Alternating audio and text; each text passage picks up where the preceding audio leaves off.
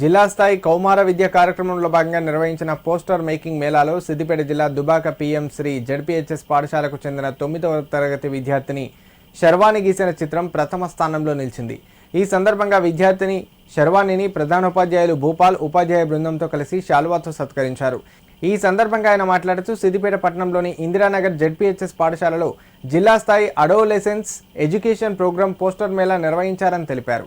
ఈ మేళాలో జిల్లాలోని 51 పాఠశాలల నుంచి విద్యార్థులు పాల్గొనగా తమ పాఠశాల విద్యార్థిని శర్వాణి వేసిన చిత్రానికి జిల్లా స్థాయిలో ప్రథమ స్థానం రావడం ఎంతో ఆనందంగా ఉందన్నారు. అదేవిధంగా జిల్లా సెక్టోరియల్ ఆఫీసర్ రమేష్ చేతుల మీదుగా శర్వాణి ప్రథమ బహుమతిని అందుకున్నట్లు పేర్కొన్నారు.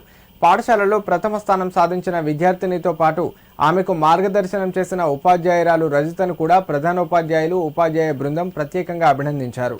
రానున్న రోజుల్లో కూడా విద్యార్థులు ఇలాగే తమ ప్రతిభను ప్రదర్శిస్తూ పాఠశాలకు, తల్లిదండ్రులకు, ఉపాధ్యాయులకు మంచి పేరు తీసుకురావాలని ఆకాంక్షించారు. కౌమార దశలో విద్యార్థి ఎదుర్కొనబోయే సమాజ సమస్యలపై పోస్టర్ రూపొందించే కార్యక్రమంలో మా పాఠశాల విద్యార్థిని శర్వాణి 9వ తరగతి వారు జిల్లా ప్రథమ బహుమతి పొందడం జరిగింది.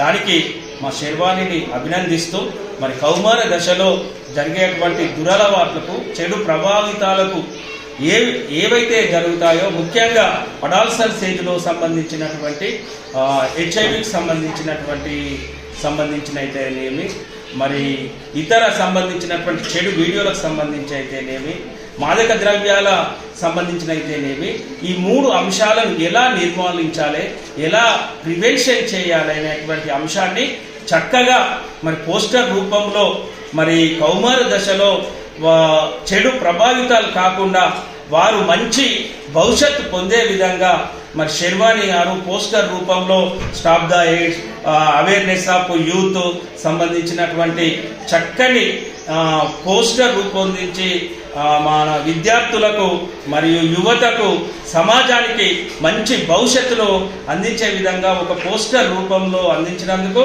మరి వారి గైడ్ టీచర్ రజిత మేడంకు, శర్వాణికి పాఠశాల పక్షాన అభినందనలు తెలియజేస్తారు.